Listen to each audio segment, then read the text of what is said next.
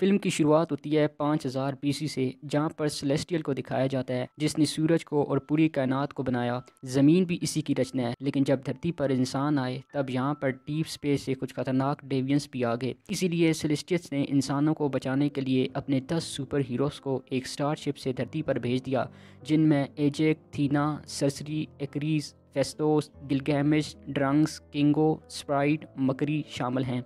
इन सभी super heroes ने इन deviance को एक एक करके ख़त्म कर दिया और उसके बाद ये इंसानों के साथ ही धरती पर रहने लगे। लेकिन जल्दी इनके विचार आपस में नहीं मिले और इन्होंने फैसला लिया कि ये अब अलग होकर अपनी अपनी राह पर चले जाएंगे और इसी तरह ये इंटरनल्स एक दूसरे से अलग हो गए। अब मौजूदा वक्त का दिखाया जाता है जहाँ सरसरी लंदन के एक म्यूज़ियम में पढ़ाती है, जहाँ ये एक प्रोफेसर को पसंद भी करती है। अब जब सरसरी म्यूज़ियम में पढ़ा रही होती है तभी यहाँ सब कुछ हिलना शुरू हो जाता है और दीवार पर लगी हुई एक पत्थर की मूर्ति इसके एक स्टूडेंट पर गिरने वाली होती है, लेकिन तभी सरसरी इसे हाथ लगाती है और रेत में इसे बदल देती है। वहीं दूसरी इंटरनल स्प्राइट को दिखाया जाता है जो धरती पर दूसरों का रूप बदल कर रहती है और ये सरसरी के साथ ही रहती है। अब एक दिन सरसरी के बॉयफ्रेंड जो इसके साथ म्यूजियम में काम करता है की बर्थडे पर वापस आ रही होती है, तभी एक डेवियंस वहाँ पर आ जाता है और इन पर हमला कर देता है। दोनों इंटरनल्स इनका मुकाबला करने की कोशिश करते हैं, मगर वो डेवियंस बहुत पावरफुल होता है और वो स्प्राइट पर हमला कर देता है। इससे पहले कि वो स्प्राइट को नुकसान पहुंचाता, वहाँ इक्रीस आ जाता है और वो अपनी पावर से डेवियंस को घायल कर देता है। लेकिन ये तीनों ये देखकर हैरान हो जाते हैं कि वो डेवियंस खुद को ठीक कर सकता है,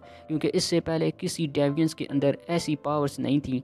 दरअसल इक्रीस वो इंटरनल था जिसने आज से 5000 साल पहले सरसरी से शादी की थी, पर किसी वजह से वो धरती को छोड़कर चला गया था और उसके जाने के बाद सरसरी अकेली हो गई थी। इसीलिए वो अब अपने साथ काम करने वाले प्रोफेसर को डेट कर रही थी। अब यहाँ पर सरसरी को समझ आ गया है कि वो डेवियंस वापस लौट आए हैं, इसीलिए वो प्रोफेसर को कहती है कि इसे अब जाना होगा। इसके बाद वो अपने साथियों के साथ गाड़ी में निकल जाती है। ये अपने लीडर अजैक के पास जाते हैं और जब ये लोग इस जगह पहुंचते हैं तो देखते हैं कि अजैक की मौत हो चुकी है। ये समझ जाते हैं जिस डेवियंस ने इन पर हमला किया है वो बहुत ही पावरफुल है और इसने अजैक की सारी पावर्स को भी अपने अंदर शामिल कर दिया है। अब अजैक की बॉडी से एक रोशनी निकलती है और सरसरी की बॉडी के अंदर चली जाती है, जो इस बात की निशानी है कि अजैक ने अब अगला लीडर सरसरी को चुना है। अब ये फैसला करते हैं कि इन डेवियंस से लड़ने के लिए वो इन बाकी इंटरनल्स को भी इकट्ठा करेंगे जो धरती पर आम इंसानों की तरह रहते हैं। हालांकि इनमें से कोई भी वापस आने में इंटरेस्टेड नहीं होता, लेकिन जब सब अजैक की मौत की खबर सुनते हैं तो ये सब इकट्ठे हो जाते हैं। सरसरी फैसला करती है वो एरेशम के पास जाएगी। एरेशम वो है जिसने इन सब को बनाया है। अब सरसरी अपनी पावर से एरेशम के पास जाती है और वो सरसरी को धरती पर इंसानों की सच्चाई के बारे में बताता है।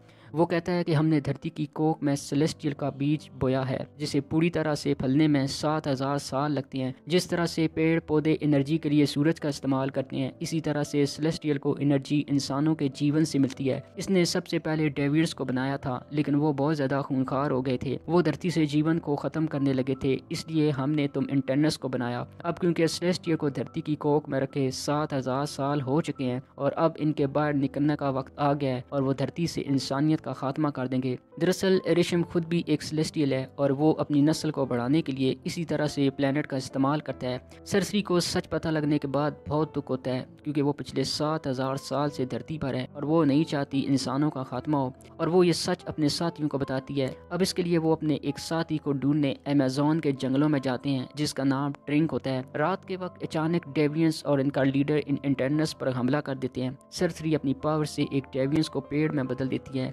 लेकिन ठीक इसी वक्त डेवियंस का लीडर गिलगैमेश को मारकर इसकी पूरी पावर को अपने अंदर ले लेता है और वो अपनी शक्ल बदल लेता है। वो इंसानों की तरह दिखने लगता है और वहाँ से भाग जाता है। और अब ये इंटरनल्स अपनी साथी की मौत पर बहुत ज़्यादा दुखी होते हैं। इसके बाद इंटरनल इराक जाते हैं, जहाँ पर उन्होंने आज से 7000 साल पहले अपनी स्पेसशिप को ज़मीन के नीचे दबा दिया था और ये अपनी पावर से इसे ऊपर लाते हैं। और जब ये स्पेसशिप के अंदर जाते हैं तो वहाँ इनकी पहले से एक साथी होती है जो बोल नहीं सकती, मगर इसकी रफ्तार बिजली से तेज़ होती है। अब इनमें से एक टनल बोलता है कि हम सभी को अब अपनी पावर्स को इकट्ठा करना होगा कि तभी हम सेलेस्टियल को रोक सकते हैं। वो अपनी पावर से इनको यूनिमाइंड दिखाता है और कहता है कि हमें इस यूनिमाइंड को बनाना होगा, लेकिन तभी इक्रीस इनका साथ देने से इनकार कर देता है। वो कहता है मैं एरेशम के खिलाफ नहीं जा सकता, वो हमारा क्रिएटर है, इसी ने हमको बनाया है। और इसके बाद इक्रीस सबको पूरा सच बताता है। वो कहता है हमारे लीडर अजैक ने पूरे एमरजेंस के बारे में आज से कई 100 साल पहले बताया था।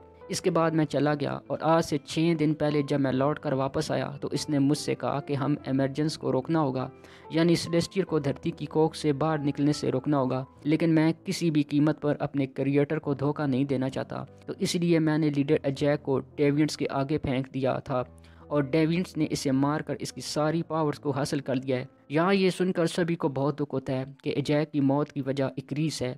इक्रीस अब वहाँ से जाने लगता है। स्प्राइट भी इसके साथ चली जाती है क्योंकि वो इक्रीस से प्यार करती है।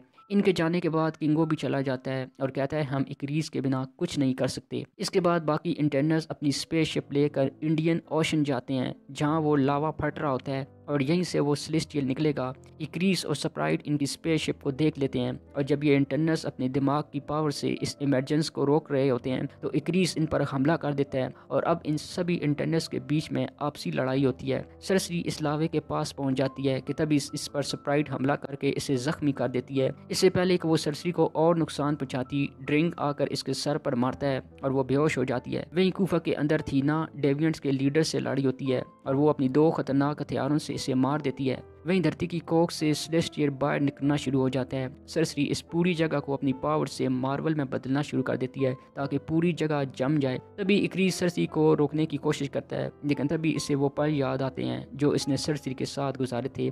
ये हज़ारों साल पहले पति पत्नी थे, इसलिए वो बाकी इंटरनल्स के साथ देना शुरू कर देता है और अब सब इंटरनल एक साथ पावर से इस जगह को मार्वल में बदल देते हैं जिससे सेलेस्टियल पूरी तरह से बाहर नहीं आता और इस तरह ये सुपर हीरोज धरती को सेलेस्टियल के हमले से बचा लेते हैं। जिसके बाद धरती अब नॉर्मल है। अब 6 इंटरनल्स बचे हैं जो 2 ग्रुप में बढ़ जाते हैं।